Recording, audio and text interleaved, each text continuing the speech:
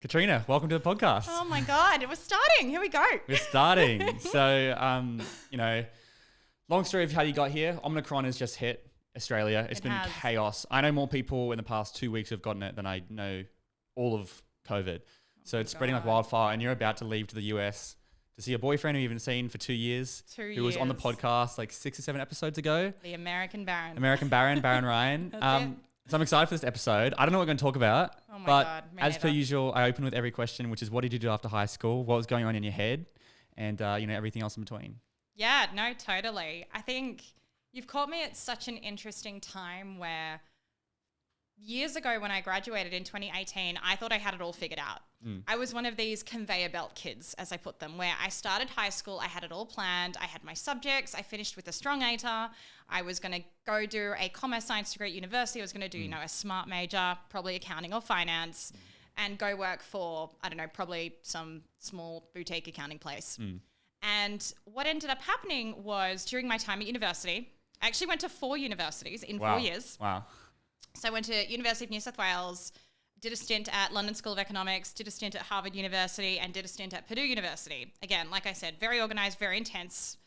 And then when I was in Boston, I met a guy, a creator, and he had written a bunch of stories. And I just thought, you go to Harvard and you write stories, and that's the plan. And that for me was such a jarring moment because I thought, oh my God, this guy who has this amazing mind doesn't actually aspire to work for a corporation at all. He wants to just do his own thing. And that was the first time I was smacked in the face with this concept of entrepreneurship and doing your own thing. I didn't even know you went to Harvard. Really? I don't think you said it in an episode. Surprise. Or maybe you did and I didn't notice, but isn't that interesting? Yeah, exactly. So I did. It was a summer school program and we met in this place called Pforzheimer House. And I was standing on one side of the room and he was standing on the other side of the room and we sort of came together. But the point I'm trying to make here is, here I was meeting someone who was a writer and I had never met anyone in my life, certainly in Australia, who aspired to become a writer, let alone a script writer, a director, TikToker, content creator. I mean, my whole life I wanted to go work for a corporation and I thought that was the only path. And I was very much on track for that path. And I worked for a professional services firm, which was a fantastic experience. But now I find for the first time in my life, my friendship group is completely flipping on its head from that conveyor belt type structure of good school, good grades, good uni to, hey, I'm writing a script for a movie. Hey, I'm a professional ballerina who also goes to Harvard. Hey, I've just made it on Broadway in New York City. Hey, I'm an actress. And it's just completely opened my eyes. Yeah. Hey, I'm a podcaster. Hey, I make wine. Yeah. It's pretty interesting. We've got a lot of friends in this space. Yeah. And it's just, as you mentioned, I remember when we were in the car with Riley. Yeah. And Riley was like, yeah, I never even considered any of this, but being around you guys, I'm like, no, I want to do this. I want to do this. I want to do this. I want to do this. I want to start my own thing. And it's like, yeah, that's the power of having, that type of people around you. Absolutely. I never wanted to start my own thing, honestly. I mean, but being, I guess, a bubbly person, people sort of say to you, why aren't you creating your own business? Why don't you do something? And I thought, well, I don't even know how. But instead, I'm going to follow this very, very structured route, which is something I know. It's a safety and security. Exactly. And it's something, a concept I haven't spoken too much on the podcast, but I'm working on doing a solo episode on university and breaking down with a really tight 30-minute talk about my opinions on university. Yeah. And a big reason I think a lot of people go into university in Australia straight out of high school is because for 18 years in their life, they've had certainty. They knew in year 6 they'd be in year 7. They knew in year 7 they'd be in year 8. They might be in a different country. They might be doing this, but they know that where their life is supposed to be in terms of how they are viewed in society. As soon as you hit year 12, for the first time in your life, you're like, oh my God, I have to make a decision. I don't know where I'm going to be next year. What do I do? University. Yeah. University's there. It buys me 3 years. Yeah. And then once I hit my 3 years, I can get my 2-year master's. That gives me 5 years of security where it makes me feel like I'm on track to do something. Oh, absolutely. And that was something that was completely challenged throughout this entire pandemic, right? For the first time, we didn't have this wonderful squishy security blanket of certainty, right? And it certainly wasn't something you could purchase, as you just put. And so now I find not only are university students facing all of this uncertainty in the world, people have been made redundant. People have lost their jobs. In fact, even myself, in a 2-week period, I went from being told, hey, you're going to be potentially made redundant. Actually, hey, you're going to now potentially drop from 5 days a week to 4 days a week. Actually, you've now been promoted. Right. And that was in 2 weeks. What a roller coaster. Yeah. That's it. And I mean, you know, Fabio, he lost his job, which made him become the drone pilot. Like I lost all my clients. Like COVID really ripped out that safety and security. And you either like let it consume you and just sat at home doing nothing, or you went, okay, now what do I do? Yeah. And because as Fabio said, that decision was made for him. Yeah. Once you're in that job, it's very, very hard to get out. Oh, totally. I mean, I actually just quit my job last Friday. Completely resigned. And I was never going to resign. I really, and I loved my team. I loved my job. But here I was essentially with this content creator, script writer, future film director, if I may, saying to me, hey, for the first time in my entire life, I'm actually making a viable income from this. Come to America with me. This is a country with so much uncertainty right now in terms of COVID, in terms of borders. I don't know if Australia is going to slam their borders shut again. No, because when you planned this, we were looking pretty sweet. We were looking so sweet. Yeah. And now I remember putting in my resignation. First of all, I didn't even know where the resignation button was. Right. It is, I'd have to find it. But once I finally clicked that resignation button, I just thought, right now, for the first time since I was 22, I am actually technically unemployed. Right now I'm unemployed. I've actually never said that. I'm unemployed, everyone. But so I'm now going to the US and I'm just going to see what happens. I have signed out a contract with the new company, but I still have no idea what's going to happen. We're both moving to a brand new city and everything. Well, that's what me and Dale were saying. We're just like, Trina should just work full-time for Barron, become me and Dale's manager. She'll make enough money just doing that. Yeah, let's go. So what's she got a job for? But I mean, look, you could work in a job for 6 months and go, oh my God, I don't need to do this. But I think, you know, as Barron, you know, it is good to have that safety of one of you's got a full-time income. Yeah. Definitely. But I mean, it's exciting times because it means, you know, you don't know where you're going to be. I have no idea where I'm going to be. I always used to plan my life in 5 to 10 year intervals. What? Always. How can you possibly plan it in 5 to 10 years? And this is what I've come to realize. Now, I'm going to turn this around and quickly ask you, did you know that you were going to be here 5 years ago? No. Okay. I didn't know where I was going to be 6 months ago, a year ago. My life is so different every 12 months. Exactly. I started this year, I set a bunch of goals at the beginning of the year. Yeah. Like the consent podcast, didn't plan that. Yeah. That just happened. My new program, which has been like half my year I've dedicated to, I didn't plan that. Moving out here, I didn't plan that. The Byron and Pace show we just started, I didn't plan. Everything that's kind of been good this year, I didn't plan. Yeah. Every single best friend I have today, I did not know existed 5 years ago. Yeah, right. Including Barron. Right. So the way I see it is, why make these grand 5-year plans if 5 years ago you had no idea where you were going to be today? And so I've stopped doing that, and I've become so much more comfortable now, partially because of the pandemic, to just accept what happens in every 6-month period and just go from there. You know, what's that book? Michael Singer, he wrote a very famous book. I haven't read it, but I've read his other one. Yeah. He read I forget what it's called, but he wrote this book, and the whole book was basically showing his entire life. It was like a biography, but he's showing how he just lets go. And it's insane. Yeah. Like he's just like, I didn't want to do this, but I just did it. It's kind of like Yes Man. You know, Jim Carrey. Like he just love that movie. Yeah, so do I. And so he just kind of let go, and he said, this happened. And then because I met this person, this happened. It's the same with me. Like if you just let go, I think it's good to replace plans with aspirations. Yeah. You can have aspirations and stuff that you aspire to achieve. Yeah. But once you lock something in stone for like a 5-year plan, like I don't know how you could possibly have a 5-year plan. Mm-hmm. I always say, don't have a plan, have an attitude. Yeah. Because you can have the best plan in the world. A global pandemic could come and flip it on its head. And suddenly you're just left with no plan and potentially a really bad attitude. And when it comes to content creating, Facebook cuts off its advertising, or YouTube ads. You know, do you remember like a while ago, there's like the adpocalypse.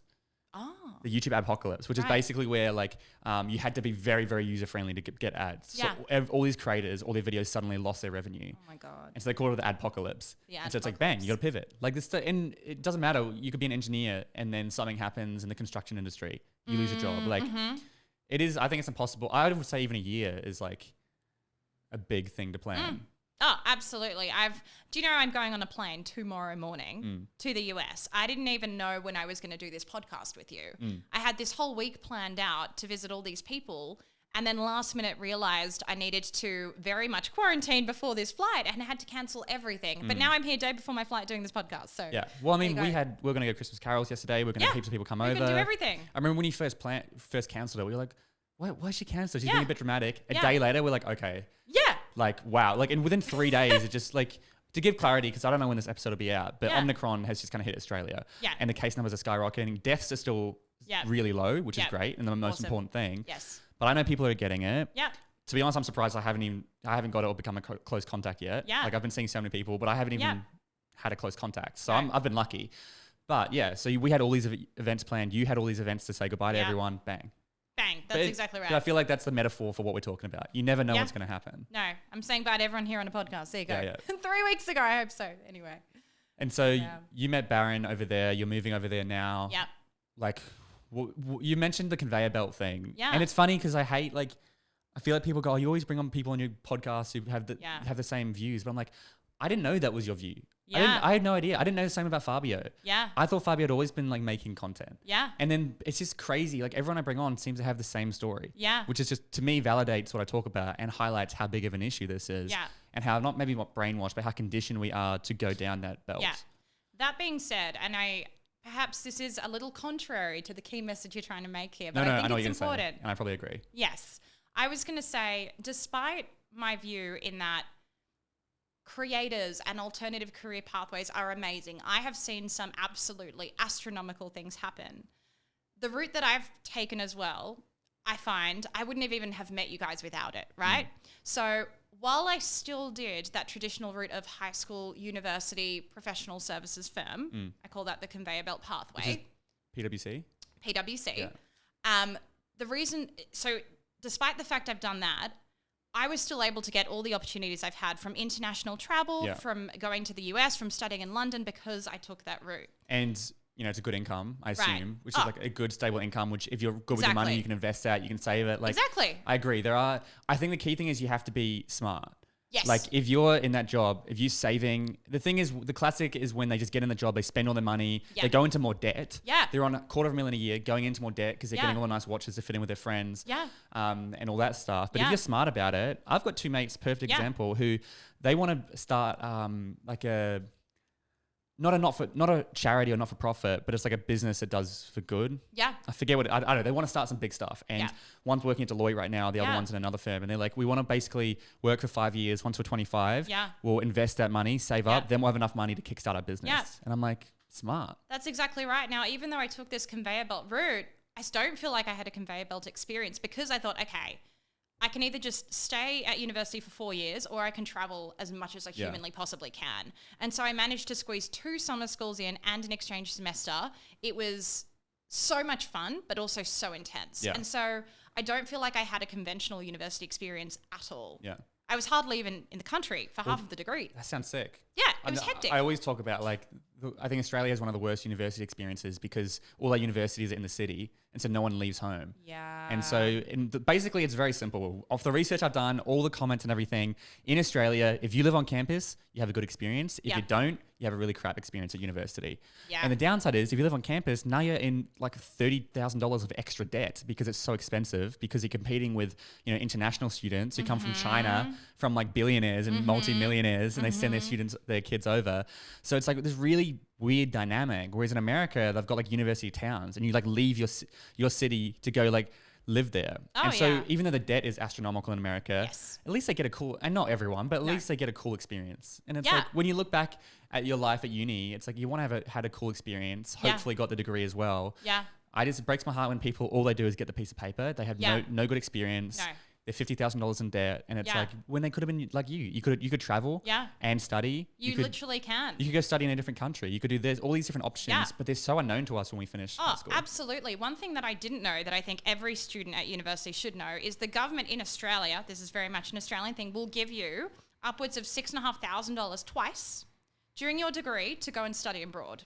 See, They just give it to you, cash. Why don't we know that? Yeah, why don't we know that? It's not advertised. For 13 grand. 13 grand is the total amount that I borrowed. You get to borrow it twice, and you can go study abroad. And that pretty much pays for all of your accommodation And that your you need. flights. Everything. The hardest thing is saving up to get flights. Yes, no, that is expensed. Yeah. I just applied and it, boom, in my bank account a few days later. Wow. Yep. That's insane. Yep. See, shouldn't a career advisor be teaching that? Yeah, exactly. That's what I mean. Like when you sit down, shouldn't someone be like, so you want to go to university? Here are your options. Yep. You could travel while doing it. You could go study in America or England. Here are the other options to do that. You've got all these different scholarships you could do. Yep.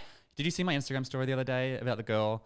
She sent me a big message how much she loved the podcast. I did. And she was like, I just landed a $70,000 scholarship off some of your advice. Oh my God. And I was like, do you know something like 30% of all scholarships go completely just unawarded? Millions of dollars. I think it's around $2 million a year the Australian government cannot give away. Yeah. Like they've got it. It's like a present. Take the present. Yeah, literally. and obviously it depends on your situation, but I mean, I did an episode with my mate and he applied for 50 scholarships because you do the first one takes ages. The second one takes a while. Once you've done 3 or 4, you're just copy and pasting the other. You're just taking everything and just like slightly adjusting it. So you could apply for 50 scholarships in a week or 2 weeks. Yeah. And what does it cost you? Like 2 weeks of your life for a potential of like $70,000? Yeah. Do you realize the only reason I got my current job at this professional services firm is because they sent me a reminder email that their application form was closing. Wow. And it was, I think I had 15 minutes left on the clock to actually submit it. Yeah. I submitted it, and now they are the reason I'm going to move to the United States tomorrow. Wow. You know, I've got a similar story. You know, I did to Empower You, that program, which has been a huge thing for me. So I met Brent through Dale, his business partner. I signed up to Dale's program. The only reason I signed up to Dale's program was he runs a free event. Yeah. And I woke up on a Saturday one morning and I got a text that's saying, hey, Byron, just a reminder, the event's happening today. I had no idea. I completely forgot about it. And I was like, I'm not doing anything today. All right, I'll drive 40 minutes into the city. I'll go along. Then I met Dale. I signed up for his program. He introduced me to Brent, blah, blah, blah, blah. And it's like when we talk about, I say this concept that a life-changing opportunity comes across your door every 2 weeks. I love that. It's not obvious. No. When you say a statement, everyone goes, oh, what life-changing opportunity? I didn't see it. Yes. For me, it was a text message that I happened to say to you. If we go back even further with Nat. Yeah. You know, Nat messaged me to get coffee. Yeah. Then I linked up with Nat and then Dale and I met all these friends. And then you and Nat introduced you to me and blah, blah, blah. And it's like, that's a life-changing opportunity. Yep. It doesn't feel like it at the time. Sliding door moments is what I call them. Yeah. And I always like to say, you never know who you're dancing with on the dance floor. Yeah. Right? You could be dancing next to someone who's wearing ripped jeans, might look like just any other person at the bar. Suddenly you talk to them and they're the reason your life changes. Yeah. I always find the most life-changing opportunities are always the most unapparent ones at the time. And insignificant. Yeah. They feel very like they're nothing. It's always that guy on a bike riding past you or... you know, the person at the supermarket who sees you and says, oh, you really look like my friend. Actually, my friend's a blah, blah manager. Can I have your number? Boom. Yeah. It's the 1,000 doors to talk about. I love Behind one door is 1,000 others, potentially. Yeah, always. And so, you know, you might walk through one door and there's no other opportunities happen. Yeah. And that happens most of the time. Yeah. But it's the one door that has 1,000 behind it, which is going to change your life. Absolutely. If you want to go right back to how I even got to Harvard to begin with, I was starting from maths exam at university, and it was my boss's wedding night, and she invited us to the Mercantile in the city. And so we went to the Mercantile. I originally was like, oh, should I go? Should I not? I've got this big test tomorrow. I went anyway. Sat next to this guy at work I rarely speak to. He said to me, you should go study in London. So I did. I went to go study in London, went to London, met a few people there who had just returned from Harvard summer school. They said, you need to go study at Harvard. Then the following year, I thought, can I even go to, how the heck am I supposed to get into Harvard? Know where to start. Like, how do you even know? You go on their website. The only thing is you have to pay for the tuition. Yes. And then you can go. But again, it's just 2 subjects worth of tuition. It's not like it's this $50,000 thing. I think it's like $3,500 per subject. Right. But if you do that for 2 subjects, plus you get the $6,500 from the government has now just paid for you to go to Harvard for summer. Yeah. Plus you can say, I went to Harvard. Yeah. For the summer. Yeah, and how cool. The government is paying for you to go to an Ivy League. Yeah. That's not even an exaggeration. That's exactly what happened. Well, I didn't know you could get the 6,500. Yeah. I didn't know that. Yeah. I don't know anyone who knows that, to be honest. Yeah. Like, and it's just little things like that. Yeah. That it's like, why don't we know this? Yeah. It feels like the government doesn't want to give it away. It's like, no, we have it there. We just don't promote it, sort of thing, which could be Exactly. probably true. Yeah. And same with scholarships. Oh no, the scholarship options are there. You guys Yeah. just need to apply. Yeah. This generation's lazy as. Yeah, They oh, don't know yeah. their options. No, absolutely. They lay it out in front of them. Yeah. And maybe that's why they don't lay it out in front of you. I don't know. Maybe We're that getting is why. Conspiracy theories now. Conspiracy. Government conspiracy theories.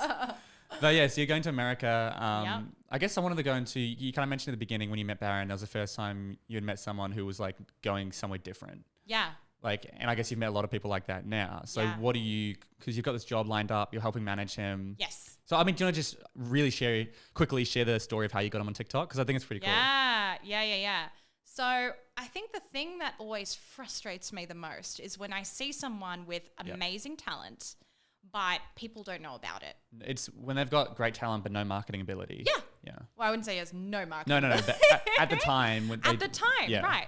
And so there was me here doing a commerce degree and Baron here writing all of this amazing work. In fact, the first night I met him, he told me that he's a writer. And I said, cool, can I read some of your work? Like then and there. And so he pulls out his laptop. I start reading his work and I'm just like, holy shit. This is art. Someone needs to read this. So fast forward a couple years, this platform called TikTok comes around. And while at the time it was very much a little girls dancing on the platform, people pouring Coke into a cup and it overflowing and that getting 1 million views, it was very much... It was Musical.ly. It was Musical.ly, exactly. Yeah. It was very, very... Yeah, there wasn't too much on there. And I said to Baron, this is where Instagram was 10 years ago. If you get onto TikTok now, that is like buying really awesome stock before it becomes big. You need to get on there right now and go as hard as you can because there will come a time where you will not be able to open TikTok without seeing an ad. And I remembered at the time sitting there scrolling through TikTok thinking, wow, isn't it nice how there's no ads? One day I'm going to remember this moment and be like, wow, there was a time where there were no ads whatsoever. And so he went super hard. He was going 3 skits a day, then eventually 2 skits a day. And I think within 6 months, he hit nearly 500,000 followers. Wow. It was insane. But the point is, like you said before, there was this sliding door opportunity where he had to just get in there early and then go as hard as he could. Yeah. And then now he's nearly at 2 million and now I'm moving to America. Yeah. And he's full-time income off the... Full-time. Yeah. Complete full-time income. Yeah. Yeah. Which is the opportunity of TikTok. And Yeah. most people still don't get it. I mean, me and Dale just started me and Pace, I guess I should say, because that's our name.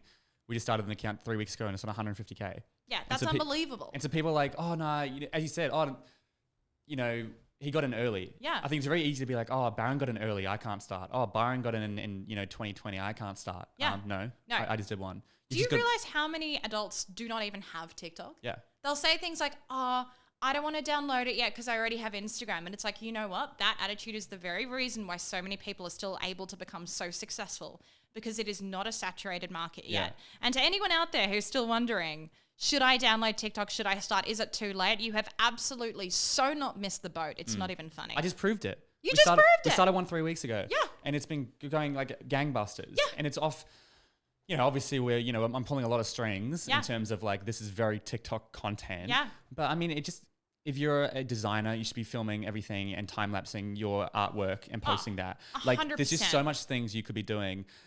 Marketing, I think, is one of the most important skills we could be learning. Yes. Look, if you want to go into the conveyor belt has negative connotations. It does. I think there's nothing wrong with it, as long as you're happy. Yes. It's the key thing. I think I'm going to replace the word conveyor belt with predictability. It's the route that we've been taught. It's the safer route that we know and love. It's a traditional pathway. It's the traditional pathway. That's exactly right. And I think, again, it's if you enjoy it. That's the key thing. If you Totally. enjoy it, I mean, you enjoy your job. Oh, I love my job. Yeah. I love my team. I love my job. I love the company. I love the opportunities it's provided me. There is no doubt at all about that. But I also can't help but be totally inspired by all the people I've met in these alternative routes at the moment. Yeah. I mean, the thing I would say is you're probably making more money than all of those people. And so that's why I think it's really valid. It's like, oh, I've got no money. Okay, then you're going to have to sacrifice. You're going to have to get a job or you're going to have to do your skits on the side. Yeah. You know, Baron went for for a year and a half straight earning $0. Same with me. Yeah. I went for ages. I was earning money, but not through that. I had to work my other job. Yeah. I had to run my other business, which is Totally. keeping me afloat. Absolutely. Especially, when you're hiring, you need a space. Doing in-person podcasts, I need the equipment. I need a space, which is a pain in the ass. With aircon, it's really hot today. Well, now we've got the new space we're in. Yeah. Yeah, which is great. We actually got the aircon fixed last night. Oh, thank God. Yeah, honestly. good timing. I walked in, it was like a fridge. Yeah, Loved yeah. it. It's so good. But I agree. I think they're both good pathways. It's just so long as you're happy. And I just think because I don't talk about the traditional pathway because it's traditional and everyone already knows it. Everyone knows it. That's exactly right. So it's like, let's shine a light on these ones where it's like, look, no one is what is an artist? Oh, I'm not an artist. What is an artist? What does that mean? Who is an artist? Yeah. Yeah, no, totally. And I think the fact is, before, I like to call them the gatekeepers. They're the agents, the managers, Hollywood, Gold Coast Fox Studios, all of these different industries very much held the keys for all of these positions, like directors, script writers. How does one go from student to James Cameron? Right. Like, how does one even do that? Right. There's no Bachelor of James Cameron, okay? Like, imagine if there was. That path just doesn't exist. And for the first time ever, the game has been completely flipped on its head. Yeah. People can now download an app and fly. That didn't exist before. It's the same with me with podcasting. Like usually it's even at Podcast Awards, this year was really good, but last year I remember it was just radio stations and the huge networks that were winning all the awards. It's like, man, how can you possibly compete? How can you compete? Now you can with social media. For the first time? Yeah. And it's, not art, but art, I guess, is very almost anything in the creative space. But when it comes to filmmaking, I agree. Yeah. I don't say James Cameron, I say, how do you become Steven Spielberg? Yeah. Like, there's no bachelor for that. There's No. and in fact, getting a bachelor I don't think he had one. No. He got his first, he went to study in 2006. Yeah. By then he'd already done Back to the Future, Indiana Jones, like all his biggest hits had already been done then. And it's like, in that world, it's more who you know rather than what you know. I'd flip that around and say it's not who you know, it's who knows you. Right. That's a good one. And that is what TikTok and Instagram have provided in today's world. That's really good. I'm going to use that. It is though. That's where it's like the benefit for me having the podcast on person. Even though my downloads aren't massive compared to like, the big hitters who are getting 50K downloads an episode or whatever. Yeah. I just very recognizable because it's all brand recognizable because everyone sees me online all the time. Whereas if I was just an audio podcast, no one would recognize me or really know who I was. And so that's been quite beneficial for me in terms of, who knows you. But yeah, it is. It's who knows you. It's who knows you. And I know putting yourself out there is scary. Yeah. And not everyone wants to do it. No. But if you want to be in the space, this is where the world's going, the metaverse and everything. Oh, yeah. It's where the world's going. Well, I think that's just such an artist thing though, isn't it? It's like, oh, no one understands my work. That was what Baron said in our That's episode. what Baron, he always used to, he was doing that, he says it because he was doing that very thing. He said it so well, I loved it. He was just like, it was very easy to hide behind the facade of being an artist. Yes. And so you wouldn't put yourself out there because like, no one gets me. Yeah, no one gets me. My mind's too sophisticated for the status quo, the general population. But I think it's even like that in the business world, right? People are like, oh, I'm so good at my job. I can make these really amazing spreadsheets. I'm not going to share them with anyone. And it's like, well, you can be all precious about your spreadsheets. You can be all precious about the books that you write. You can store them away in a sock drawer. But at the end of the day, if you're not sharing what you know, no one's going to recognize you and no one's going to see you. And then it's going to be really hard to grow from that. Yeah, I think the other thing on that is like, you can't look at like any creators you like and look, I want to create content like that. I have to be as good as them because that's not how good they were when they started. Absolutely not. Like Baron said he didn't do skits at the beginning. He just did like dad jokes. Or they were skits, but they weren't like his skits now. No. He did like dad jokes. Yeah. And he just ripped them from Google and stuff. That's and he's just kind of performing them. Yeah. Now he like writes his own mini movies and everything. And it's like, you just got to get started. I think the thing as well though is you said just then he started with dad jokes. Okay. So the algorithm awarded him in the beginning for these dad jokes. And so he thought, oh, well, I'm not going to speak on his behalf, but it appeared as though he was going, oh, dad jokes work. Oh, predictability. Oh, safety net. Let's just go do dad jokes. And that's the trap that I find a lot of creators can fall into. They go, oh, wiggling my butt. That gets me views. Yeah. Oh, flicking my hair in this way. That gets me views. And suddenly you start dancing to the algorithm. It's so easy to fall into the algorithm vortex where it starts telling you what to do. The thing is, you cannot dance to the algorithm. You have to let the algorithm dance to you. Do you want to know? I actually haven't said this before, but when I first started my TikTok, my first bunch of viral videos were all of my guests. And I had this thing like, no one's going to know who I am. I can't get viral videos because my first set of viral videos were just my guest, like their clips. Yeah. And then I had my first viral video of me talking. And I was like, it felt like I reset. Like it was validated. Yeah, literally. But I had that belief like, oh, I can't go viral with myself, only with my guests or something. Right, but that's because the algorithm taught you that. And I just kept posting. And you just kept posting. Yeah. Yeah. And so it's like one of them's going to hit. Yeah. Eventually. And then it did. Yeah. And now everyone knows you. Yeah. As that guy. Yeah. I mean, now I think there's more videos of me than my guests that have gone viral. Yeah, no, I've seen videos of you before where it's just you, Yeah. and then it'll flick to the guest for a split second, but it's you. Yeah, it depends. Yeah. Because I've gotten better. You've gotten so better. Yeah, absolutely. Yeah. And that's the thing. It's like where you start is not where you finish. No. And so, you started with dad jokes. Brooke started with politics. Yeah. If you look at my videos now, I do subtitles. They're much Yeah. faster. I've got a brand new studio. When I started, it was in like this shitty little room. Yeah. I had Amazon lights. Yeah. Like now I've got these new mics. Yeah. These aren't mine. These are great These mics. are the best mics on the market. It's the best mic I've ever spoken into in my life. There you go. The first 85 episodes or like 90 episodes were just my $200 Amazon mics. Yeah. Same. I'm still using my phone to record right now. Right here. Right here. Oh, right there. Yeah, I'm like, where is it? I'm still using my phone to record. I Yeah. won this camera in high school. Yeah. Like equipment, don't get caught in the trap of equipment as well. No. Like doesn't Barry use his phone? He uses his phone. He uses his phone to film and to edit. Yeah. Oh, He edits on doesn't his even phone. edit on a laptop with a mouse. Oh It's my all God. him pinching a screen. Isn't that ridiculous? That is, I didn't know he edited. Yeah, it's that. all like it's him pinching a screen. That's really his good. career. Yeah, no, it's actually amazing. I feel like you could be a lot faster on a laptop. Potentially, maybe this is But good. I mean, it validates the point even more. Valid is point even more. And I think I even saw one where he did like a superhero skit and he wore like a face mask and Oh my cut holes in it. And Isn't it's that like, brilliant. it's humorous for one. Yeah. But it's like, what do I have lying around that I can use? Do I have to get a full superhero outfit? Yeah. No, just throw like a random cape on like a towel Oh, absolutely. and then use a face mask and cut it out. And so again, just get started and don't worry about equipment or what you're going to do. No. Yeah, and people might make fun of you. Yeah. Who cares? They will. Totally. No, they absolutely will. And I think I really want to sort of flesh out that point you've just made there where you've said, just get started, just start. When I first started at Big Four firm, I was not a management consultant. I wasn't even in the slightest of careers I wanted to be in. I was actually in audit. I was an auditor and I survived what we call 2 busy seasons worth of time. And we would go out to different client sites. We would be in these little rooms and we would go through different clients' books.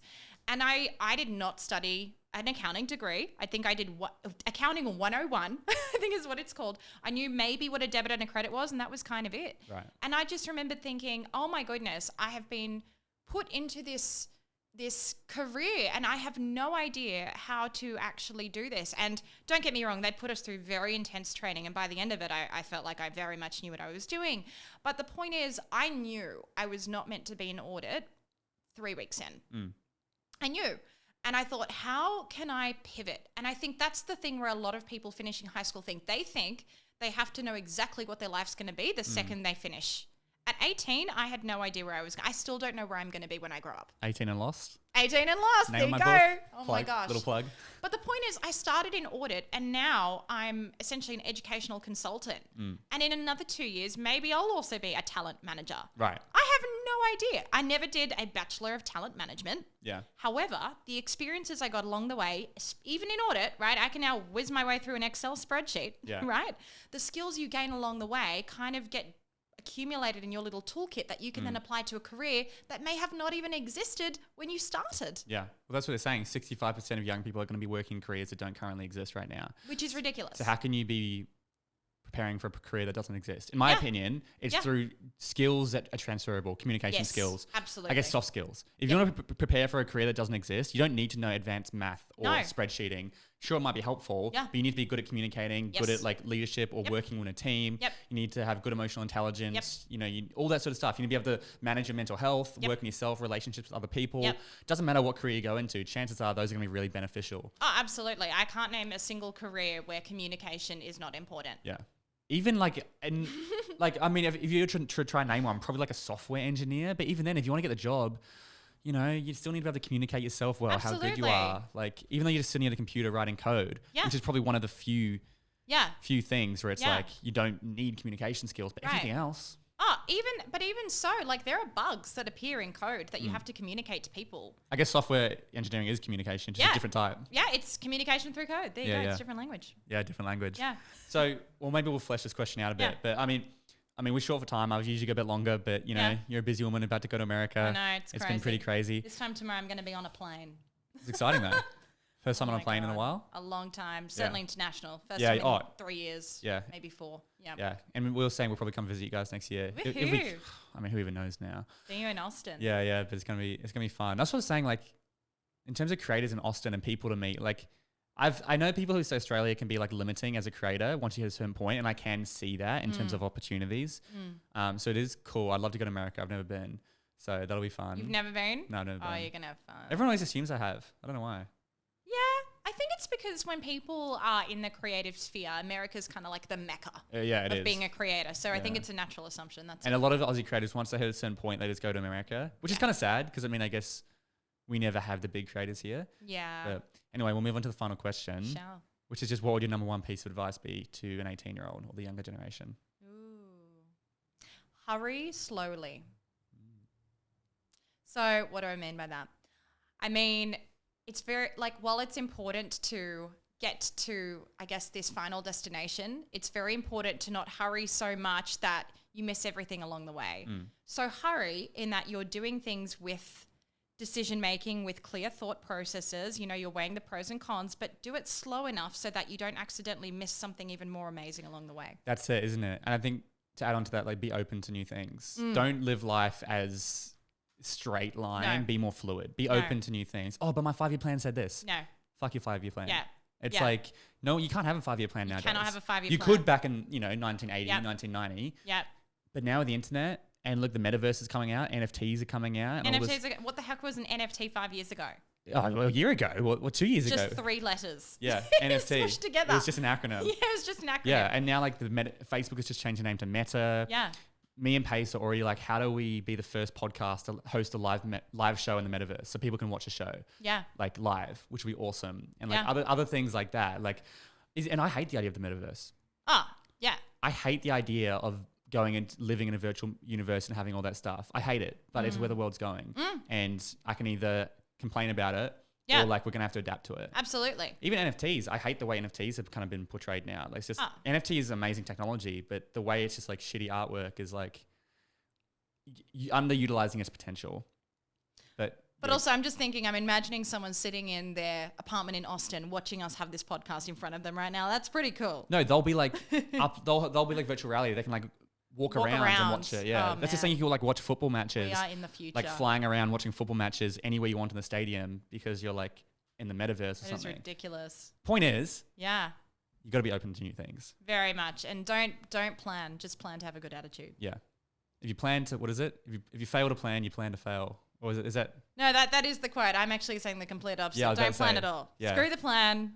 Just have a good attitude. Have aspirations. Have traits and things you aspire, like, qualities about yourself and how you want to live your life, values, all that sort of stuff, maxims and whatever. Yep. But you can't plan out a year. No. Like, it's just too unpredictable. And always go to your boss's unexpected wedding on a Tuesday night before a maths exam. But It'll change your life. But that's what I mean about the life-changing opportunities. You never know. You could have just said, "Oh, I'm really tired. I don't want to go." That's what I was gonna do. That's a life-changing opportunity. Life-changing opportunity. And then you listen to a podcast saying, "Oh, life-changing opportunity comes across your door," and you go, "No, it doesn't." Yeah. No, it did. You just missed out. You just missed it. You blinked. Yeah. Don't blink. Don't blink. There you go. Don't blink. Well, Trina, thanks so much for coming on the podcast. I feel like for 40 minutes, this was a jam-packed episode. Hopefully people got some value out of it. For people who want to get in contact with you or find you, where's the best place to go? Trina_talks on Instagram. Yeah. And also TikTok. And TikTok. Yeah. I'll add all the links in the bio below. But otherwise, thanks for coming on the show. Not a problem. And hopefully I have a good flight tomorrow. Yeah, good luck. See ya.